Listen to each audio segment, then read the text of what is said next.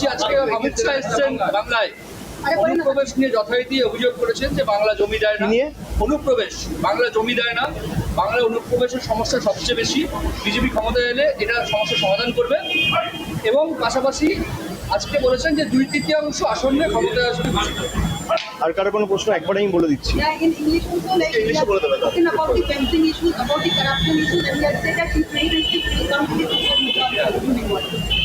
আর কারো কোনো প্রশ্ন নেই?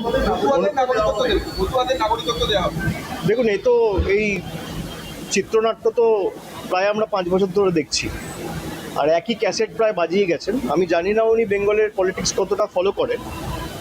উনি অনুপ্রবেশ নিয়ে যে কথাগুলো বলেছেন, আমি অমিত শাহকে অনুরোধ করব যে দয়া করে ওনার রাজ্যসভার এমপি দুদিন আগে যে বক্তব্য রেখেছেন অনন্ত মহারাজ, তার কথাটা মন দিয়ে শুনতে। 2 মাস আগে তাদেরই লোকসভা এমপি জগন্নাথ সরকার যে কথাটি বলেছে সেই কথাটি মনোযোগ দিয়ে শুনতে। আমি বলছি না, 50 জনের বেশি বিজেপির এমএলএ যে রাজ্যসভার সাংসদকে পদ্মফুল চিহ্নে জিতিয়ে রাজ্যসভায় পাঠিয়েছে, সেই বিজেপির সাংসদ অনন্ত মহারাজ বলছেন যে দেশের স্বরাষ্ট্রমন্ত্রী হচ্ছে সবথেকে বড় ঘুষপেটিয়া আর পাকিস্তানি। আমার কথা না, যে বিজেপির সাংসদকে বিজেপির বিধায়করা নির্বাচিত করে সংসদে পাঠিয়েছে সেই বিজেপির সাংসদ বলছে।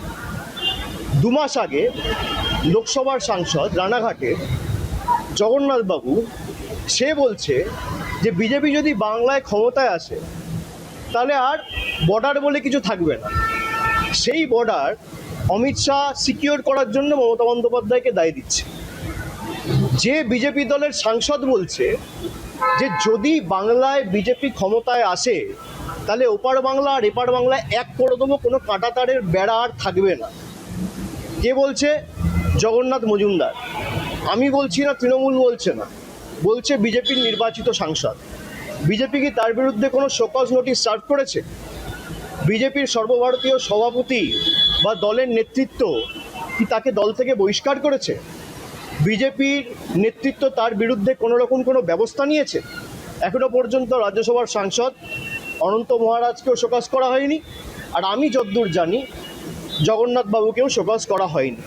তা অমিত শাহ আগে তাদের দলের বিধায়ক লোকসভা এবং রাজ্যসভা তাদের সাথে কথা বলুক, তারপর এসব বলবে।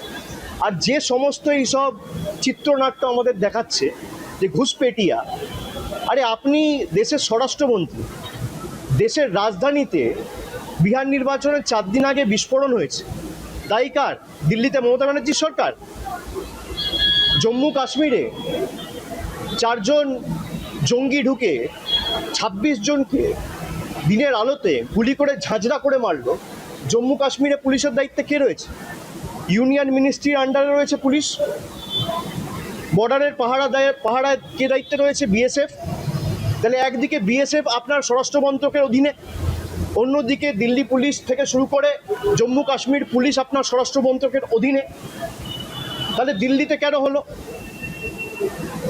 জম্মু কাশ্মীরে পেহেলগামে কেন হলো? এর দায় কার?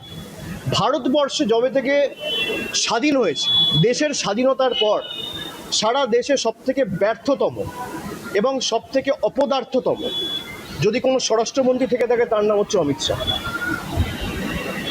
আপনি জিজ্ঞেস করুন, যে বিজেপির সাংসদরা বলছে যে দেশের স্বরাষ্ট্রমন্ত্রী নিজে একজন ঘুষপেটিয়া, সে এসে বলছে বাংলায় ঘুষপেটিয়া আটকাবে। আরে বাংলায় যদি ঘুষপেটিয়া হয়ে থাকে, 11 বছর ধরে আপনার সরকার কেন্দ্রে, 6 বছর ধরে আপনি দেশের স্বরাষ্ট্রমন্ত্রী, সবার আগে আপনার রিজাইন করা উচিত। আপনি কাকে এসব বোকা বানাচ্ছেন? কাকে এসব বলে বোকা বানাচ্ছেন? আর মতুয়াদের যেভাবে ওই নাগরিকত্ব দেখিয়ে আপনারা গাজর দেখিয়েছেন, মতুয়াদের প্রতিনিধি ভারতীয় জনতা পার্টির লোকসভার সাংসদ এবং বিধায়করা বলছে যদি মতুয়ার নাম বাদ যায়, বাদ যাবে। এ আবার তৃণমূল বলছে না, বিজেপির লোকেরাই বলছে। দুর্নীতি বন্ধ করার কথা বলছে, আর সব থেকে বড় দুর্নীতিবাজ থেকে পাশে বসিয়ে প্রেস কনফারেন্স করছে, যাকে টিভির পর্দায় টাকা নিতে দেখা গেছে। এই হচ্ছে ভারতীয় জনতা পার্টির রাজনীতি। যারা বাংলাকে অপমানিত করেছে, উনি গুয়াহাটি থেকে বাংলায় এসছে কালকে ফ্লাইটে, আসামের মুখ্যমন্ত্রীর নাম হচ্ছে হিমন্ত বিশ্ব শর্মা। তিনি 2 মাস আগে বলেছেন যদি কেউ বাংলায় কথা বলে তাকে ধরে ডিটেনশন ক্যাম্পে নিয়ে যাও, জেলে ঢোকাও। আপনি হিমন্ত বিশ্ব শর্মার বিরুদ্ধে কি ব্যবস্থা নিয়েছেন? বাংলার ইতিহাস জানে না। রবীন্দ্রনাথ ঠাকুরকে আজকে বলেছে রবীন্দ্রনাথ সান্যাল। রবীন্দ্রনাথ ঠাকুরের জন্মস্থান জানে না। এদের নেতারা মা দুর্গার বংশ পরিচয় নিয়ে প্রশ্ন তোলে, ঈশ্বরচন্দ্র বিদ্যাসাগরের মূর্তি ভাঙে, স্বামী বিবেকানন্দকে বামপন্থী প্রোডাক্ট বলে। তাদেরকেই পাশে বসিয়ে অমিত শাহ প্রেস কনফারেন্স করে বলে সোনার বাংলা তৈরি করবো। এই হচ্ছে বিজেপির প্রকৃত স্বরূপ। সুতরাং বিজেপি সম্পর্কে যত কম বলা যায় তত ভালো, গলা বিশ্রাম পাবে। গত নির্বাচনে এরা নির্বাচনের আগে পরিযায়ী পাখির মতো আসে। যখন বাংলার মানুষ 100 দিনের টাকা পায়নি, হা করে চিৎকার করেছে, তখন একদিন এসে মানুষকে রিলিফ দেয়নি। আজকে 2 মাস পর নির্বাচন, তাই হঠাৎ করে বাংলার কথা মনে পড়েছে। পরিযায়ী শ্রমিক, পরিযায়ী পাখির মতো। আজকে পরিযায়ী শ্রমিক থেকে শুরু করে বয়স্কদের যেভাবে হ্যারাস করা হচ্ছে এসআইআর এর নাম করে, আজকেও একজন রামনগরে মারা গেছে, গতকালও একজন রানীবাঁধে মারা গেছে। রোজ সকালে একটা করে মৃত্যু সংবাদ। কটা বিজেপির নেতা সাংসদ গেছে এই মানুষগুলোর পাশে দাঁড়াতে? যারা মারা গেছে তারা ঘুষপেটিয়া, যাদের নাম বাদ পড়েছে। নির্বাচন কমিশন কেন এখনো পর্যন্ত তালিকা প্রকাশ করে প্রমাণ করতে পারছে না এদের মধ্যে কজন রোহিঙ্গা ছিল, কজন বাংলাদেশি ছিল? আজকে দেখলাম স্বরাষ্ট্রমন্ত্রী রোহিঙ্গার বাংলাদেশি নিয়ে কিছু বলছে না। এতদিন এসে খালি বলতো রোহিঙ্গার বাংলাদেশ। বাংলাকে অপমান করার যে চক্রান্ত, ষড়যন্ত্র, বাংলাদেশি বলে দাগিয়ে দেওয়া, বাংলাকে অপমানিত করা, বিজেপি শাসিত রাজ্যে বাংলার মানুষগুলোকে ধরে ধরে তাদের উপর অত্যাচার করা। 2 দিন আগেও আপনারা দেখেছেন দক্ষিণ দিনাজপুরের 2 জন যুবক আমার সাথে দেখা করতে এসেছে। একজনের নাম অসিত সরকার, একজনের নাম গৌতম বর্মন। একজনের বাড়ি তপনে আর একজনের বাড়ি কুমারগঞ্জে। ছেলেটা এসে আমাকে বলছে, দাদা আমি বিজেপির বুথ সভাপতি। আপনারা শুনুন, এটা ইন্টারেস্টিং। বলছে আমি বিজেপির বুথের সভাপতি। আমাদের লোকসভা সাংসদের নাম সুকান্ত মজুমদার। আমি বম্বেতে চাকরি করছি আজকে প্রায় 20 বছর। আমাকে মহারাষ্ট্রের পুলিশ ধরে নিয়ে থানায় ঢোকালো। আমি আমার বাড়িতে ফোন করে বউকে বললাম সুকান্ত দার সাথে গিয়ে কথা বলবো।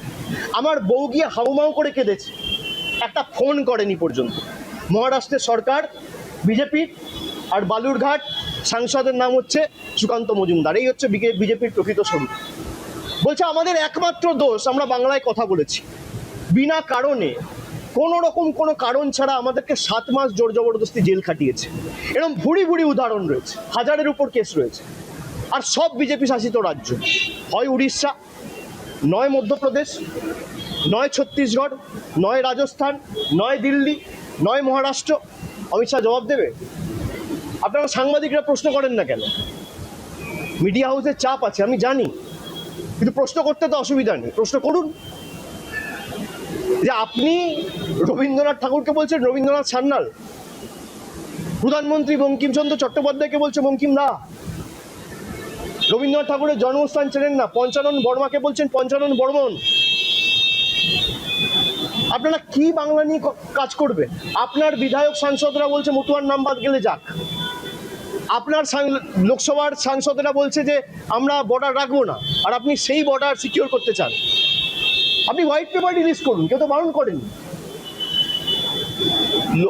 এরা ক্ষমতায় আসার পর নোটিফিকেশন ইস্যু করে যে বর্ডারে 2 কিলোমিটার 5 কিলোমিটার এদের ক্ষমতা ছিল, সেটা বাড়িয়ে কোথাও 50 কিলোমিটার করেছে, কোথাও 80 কিলোমিটার করেছে। তারপরেও জঙ্গি হামলা হবে কেন? আর যার ব্যর্থতার কারণে জঙ্গি হামলা হচ্ছে, সেই আইবি চিফ বা আইবি ডাইরেক্টর তপন ডেকাকে আপনি 1 বছরের এক্সটেনশন দেবেন কেন? তার মানে এই যে ঘটনাগুলো ঘটেছে, আপনাদের কি কোনো কম্পালশন রয়েছে? কিছু তথ্য লুকানোর চেষ্টা করছেন যে কারণে, যাদের ব্যর্থতার কারণে মানুষ মারা যাচ্ছে তাদেরকে এক্সটেনশন দিচ্ছে? আমার প্রশ্ন খালি এটুকু।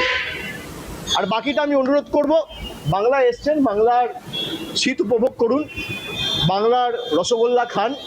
এমনি বাংলার মানুষ লাড্ডু দেবে 3 মাস পরে।